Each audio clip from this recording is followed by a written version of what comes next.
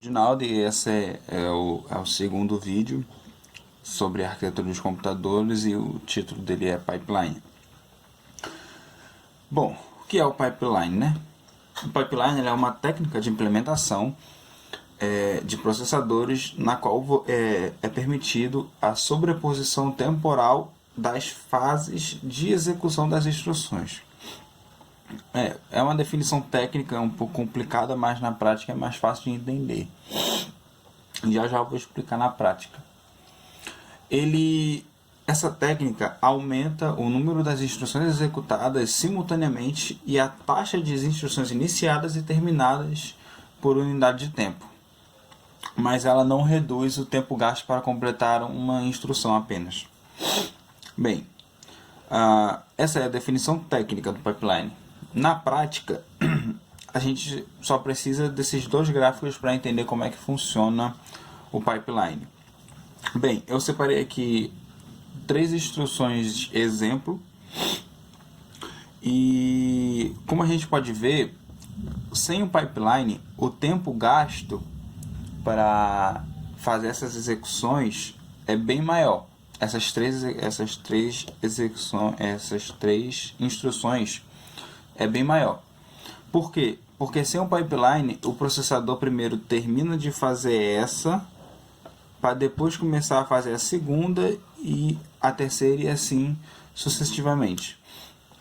Já o pipeline, ele como base dele, ele pega a primeira instrução e divide ela. Ele divide todas as instruções. Quando ele termina a primeira parte da primeira instrução, ele já inicia a segunda. Quando ele termina a segunda e a primeira da segunda, ele já inicia a terceira. Então, a cada ciclo de tempo, ele inicia a próxima instrução. Entende? Tanto que num tempo, praticamente pela metade do tempo anterior, ele fez uma instrução a mais, com a metade do tempo.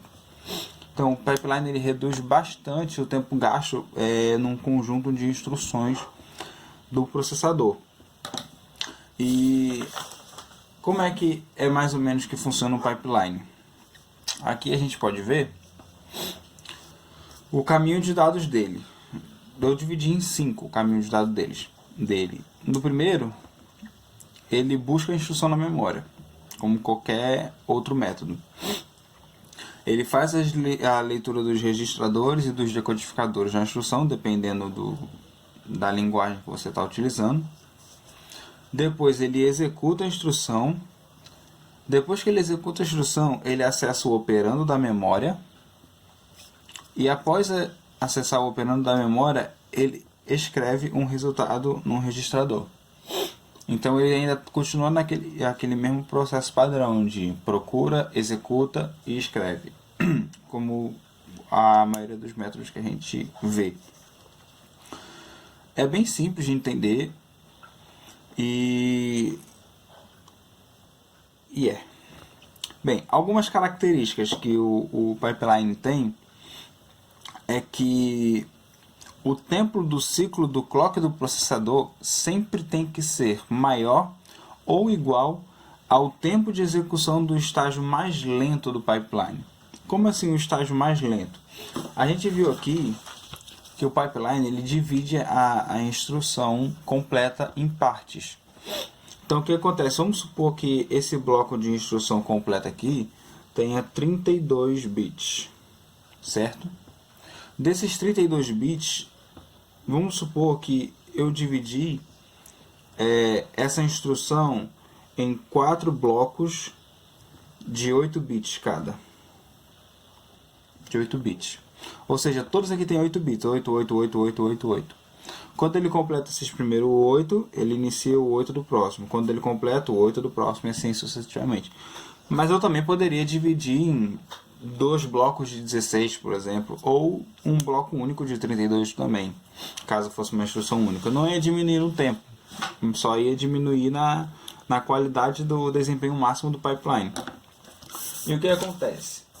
Se o estágio mais lento do pipeline demorar mais tempo do que o clock do próprio processador, vai causar uma lentidão ou até mesmo um travamento na fila de execução das instruções. Por isso que é recomendável sempre o clock do processador ser maior do que o estágio mais lento do pipeline. Outra característica que é bem interessante é sempre dividir a execução da instrução em estágios com o mesmo tempo. Igual eu falei ali. É melhor você dividir em 4 blocos de 8 ou 2 de 16 do que eu dividir 4 blocos de 5 e 2 de 6, por exemplo. Não faz sentido, entendeu? E uma outra característica é que o pipeline ele sempre deve ser mantido cheio para que o desempenho seja alcançado. Porque vamos supor que aqui, novamente no exemplo, eu tenho a primeira e a segunda instrução, e quando eu terminar a primeira parte da instrução, eu não ter essa instrução. Ou seja, ele vai pular, ele vai gastar um tempo de clock inteiro sem iniciar nenhuma instrução. Aí no quarto tempo de bloco do clock ele inicia outro. Isso faz com que a máquina ela use um ciclo de clock inútil, sem nenhuma instrução para fazer. Então não é recomendável deixar o pipeline sempre vazio em algum bloco de instrução. Bem, a gente já viu como é que o pipeline funciona, né? Como é que é o esquema dele. Mas assim como qualquer outro método, ele também tem os seus problemas. E os problemas do pipeline a gente costuma chamar de hazards. Bem, o que são esses hazards? Tem alguns tipos. Tem os estruturais, os de dados e os de controle, são alguns deles. Algum dos conflitos estruturais que o pipeline pode sofrer é que quando tem acesso simultâneo na memória feita por 2 ou mais estágios. Por exemplo, eu tenho a memória A, eu tenho a memória A1 e a instrução A e a instrução B querem acessar a mesma memória. Porque como a B iniciou antes da A terminar, é possível que em algum momento elas queiram acessar o mesmo bloco de memória para acessar a mesma informação. Isso causaria um conflito. Ou ele travaria a B esperando terminar a A, ou vice-versa. Então é um conflito que pode acontecer. A dependência de dados é quando uma instrução subsequente aguarda o resultado de uma instrução que ainda não terminou. Por exemplo, vamos supor que tenha R1, R2 e R3 num ADD da primeira instrução, da instrução A. E a instrução B, ela é um sub, por exemplo, no qual ela vai ter R5, o R1 e R4. Como a soma ainda não acabou, como é que a instrução B pode fazer a subtração se ele ainda está esperando o resultado final da próxima instrução, entendeu? Isso ocorre uma lentidão, porque as instruções, ela querendo ou não, tem que esperar terminar para poder continuar o processo. E a dependência de controle é quando a próxima instrução não está no endereço subsequente da instrução anterior. Vamos supor que tem um bloco de memória, e aqui está a instrução 1, 2, 3 e 4. Aí ele vai chamar a 1, depois vai chamar a 2, depois a 3, depois a 4. Mas pode ocorrer que a instrução 4 ela esteja no bloco 5, 6, 7, 8, 9. Entendeu? Ele vai chamar a 1, a 2 e a 3. Na hora que ele for chamar a 4, ela está aqui. Ela está num endereço de memória diferente do qual ela deveria estar. O processador ele não sabe disso. Então ele vai ter que procurar elas até encontrar, entendeu? Isso não é bem dizer um problema, mas realmente acaba ocorrendo uma lentidão em todo o sistema devido a isso. Em algumas formas de tratar esses conflitos, esses hazards, são exatamente esses aqui, ó. Os conflitos estruturais, que são os de acessos simultâneos à memória, as formas mais comuns de resolver eles são usando memórias multiportas ou múltiplos bancos de diferentes acessos.